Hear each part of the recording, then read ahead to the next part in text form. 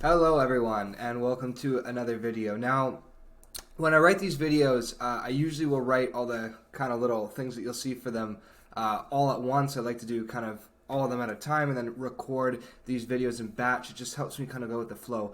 But writing this video, I felt like I needed to record it right away because I had so many little thoughts bouncing around my head that I wanted to make sure that I got everything super crystal clear for you guys while it was still all fresh in my head and fresh in my memory. So this is going to be a really great video, and today we're going to solve the age-old old age problem within the insurance industry. So I'm not going to waste any time. I want to keep the thoughts fresh. I'm going to get right into it. So what is the age-old old age problem? So what's kind of really happening here, right? So I think, and I don't want to, I'm going to kind of start macro and then delve into micro, like kind of show what's going on with the world and then how it affects the insurance industry, just the financial industry really in general, to be completely honest with you. So I think large scale what's happening right now is we're seeing a cultural divide between many different demographics. And I don't want to get too political here. I'm not going to get into any, crazy conspiracy stuff or anything like that.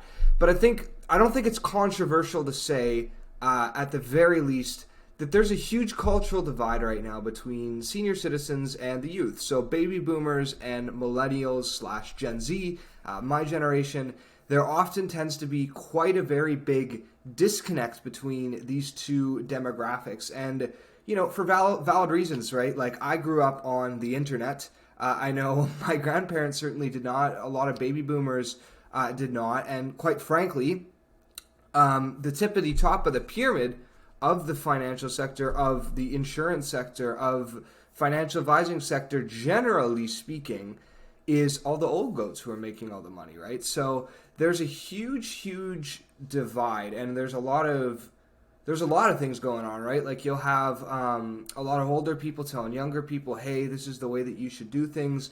And those methods are now a little bit outdated. They don't work, or at least they don't work nearly as well as some of the new methods that are being taught. But those just aren't, the old goats just don't know about them, right? So there's a huge divide here, is basically what I'm trying to say, between the older generation and the newer generation coming in. And with that, you're seeing a little bit of resentment. There's, younger people not really wanting to take the path that older people are taking necessarily. There's, I know I myself saw a lot of people who were very young who were owning businesses and doing things, and I was like, well, they're doing it, why can't I do that? And I didn't really want to go in a traditional route, take university and kind of go get a job doing a doctor, lawyer, whatever it was. I wanted to kind of go my own way and make my own path. And I know a lot of younger people are wanting to do that now and wanting to kind of make their own path in the world, whether they just want to be a YouTube star or a TikTok sensation, or, there's a lot of other crazy ideas that a lot of people my age have. But at the same time, there's a little bit of a resentment. And because of that, I think we're seeing far less younger people are joining the industry than seniors who are retiring. Now, like I said, this is the age-old old age problem. This problem has been around for quite a while, but I think it's really starting to accelerate a little bit as you're seeing more and more of a divide and a little bit more resentment, where there's a lot less kids who are really interested in becoming a financial advisor or an insurance agent. You look at, I believe it was the top, this was for quite young kids, I think anywhere 13 to 16 year olds. The top career choice that they all wanted to have was YouTubers, right? You're not seeing, nobody really wants to kind of come in and do a lot of these, normal or jobs that are really valuable that we really need within society. I think a lot of these kids are going to have a very rude wake-up call. I think that's what's going to happen, so it is what it is.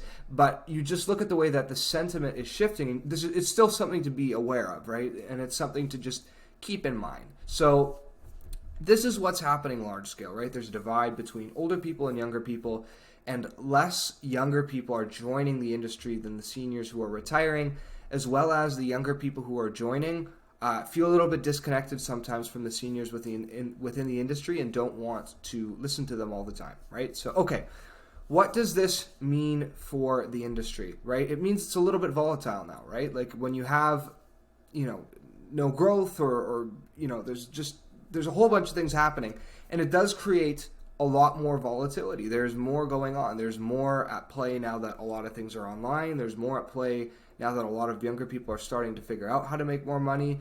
There's more at play with just a whole plethora of different things. You guys who are watching this video know what's at play. You know the volatility in the space, and I don't need to really tell it to you. But with that volatility brings opportunities, right? So now there is a gap. Because more older people are retiring than younger people coming in, there's a gap, right? There's less agents providing, less brokers, less advisors providing services to more people. So there's an opportunity there, right? And because a lot of people would see this as a bad thing, I think, personally, this is a huge advantage for those who can find ways to fill this gap. So you both old and young can capitalize on this, right? If you're a recruiter, I just put out a video on recruiters and how they can do lead gen themselves. If you're a recruiter, there's now far more space to fill, and it makes it a lot easier to actually, place and land agents because you can offer them more opportunity because less people are joining. If you're a younger agent, there's less competition for you, right? And you can make your way even faster because now you're not fighting through the field of all of these other different agents who are trying to do the exact same thing as you. Am I saying that it's easy? By any means, absolutely not. What I am saying is there is more opportunity for everybody. Everybody in the space has more opportunity to be successful. In my opinion, that's how I look at the volatility. You look at a guy like Donald Trump, you know what I mean? And I'm not even talking about politics again. I don't want to get into politics. But look what he did, business. Let's talk about business. 2008 economic crash. Very, very, very volatile time. He was able to capitalize heavy from that because he had the knowledge and he had the information. So again, I don't want to get into his politics or any of that stuff. I just want to look at just the business moves he made and how volatility created an incredible, incredible opportunity for him. I believe the other guy was George Soros. I don't think this was during the 2008 crash, but I know he made huge sums of money, billions and billions of dollars when the British pound went down a whole bunch. And he ended up making just boatloads of money off of the volatility of the British pound. Volatility creates opportunity and creates upside. If everything's stable, nothing's going up, right? So you have to have the ups and the downs to be able to capitalize on either one, right? Oftentimes stock traders, their worst fear is having a flat graph. There needs to be a little bit of margin for things going up and down a bit, or else you don't have anything. Things just stay flat and there's no opportunity. So that's one thing that this means for the industry. The other thing is referral feedback loops are great, right? So referral feedback loops have been around for forever. It's been a staple of the financial industry, especially where you help one client and then that client refers you to their mom, who refers you to their cousin, who refers you to their friend, who refers you to their dog sitter, who, you know what I mean? And it keeps kind of going on and on, where the more work you're able to do, the more referrals you're able to get and the more of a feedback loop you're able to actually build up. And this is great even still today. This still is a really great way to make and build business, is by continuing to get referrals. And a lot of people are able to actually just live off referrals once they get to a certain point. We want to get to a point where we're having referrals. Referrals are great.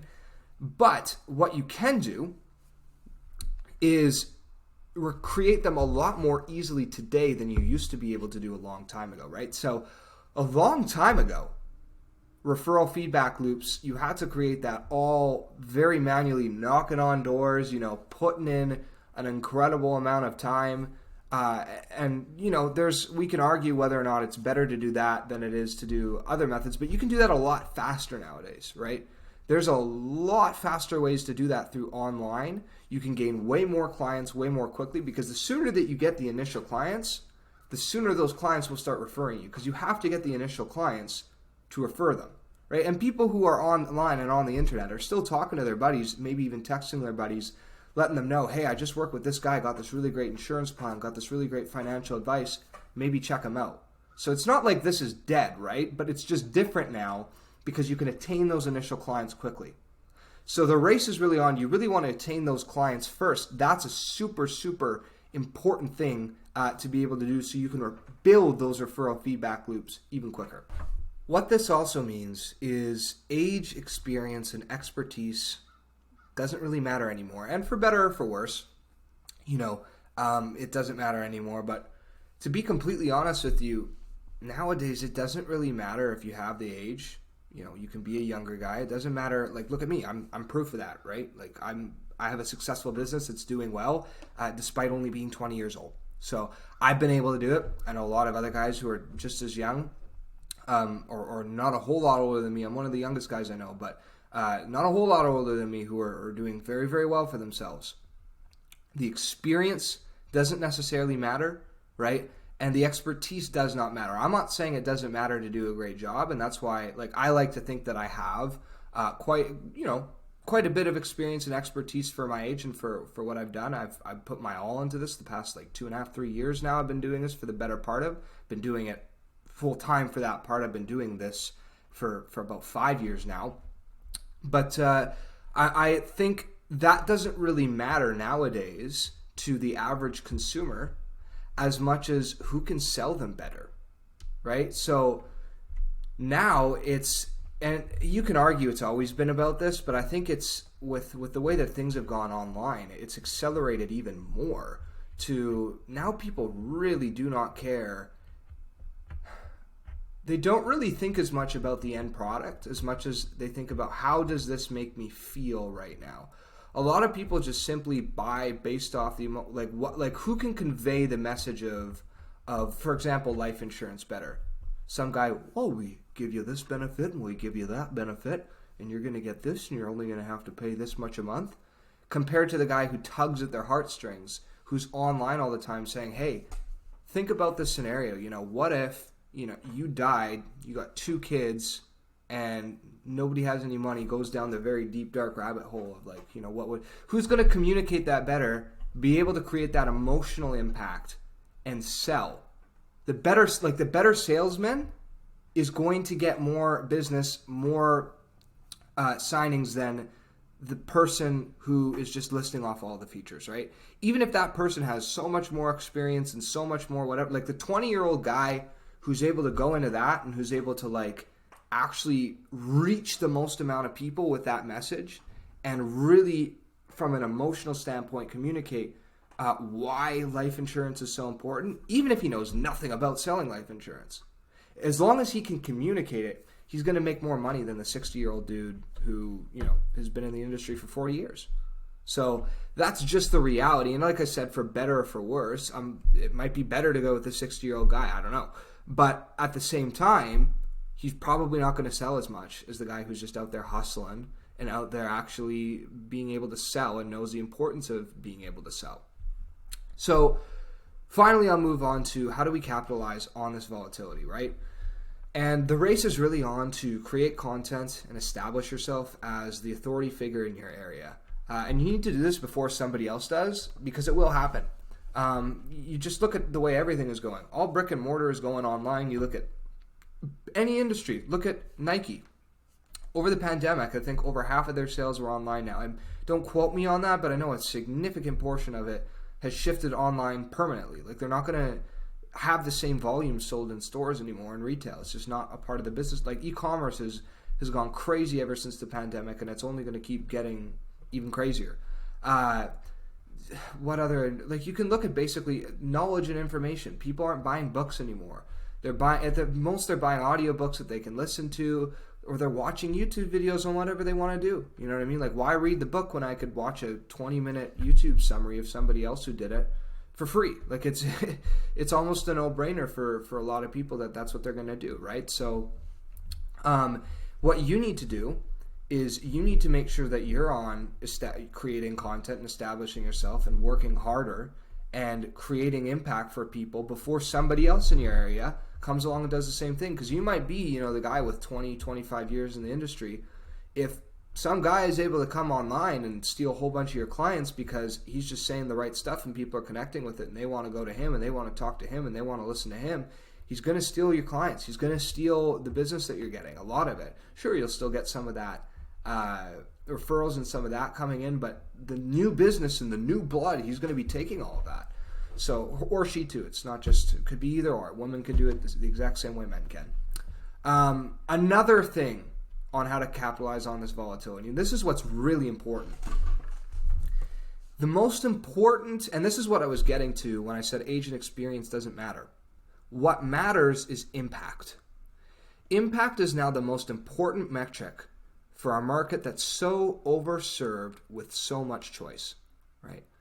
So think about the average consumer, just in, let's just say the financial, let's say, 29-year-old guy doing successful, making $100,000 a year, looking for a financial advisor. This guy he's got so much choice. He could go to so many different people. There's so many people in his area, in his industry, whatever. Who is he going to go with?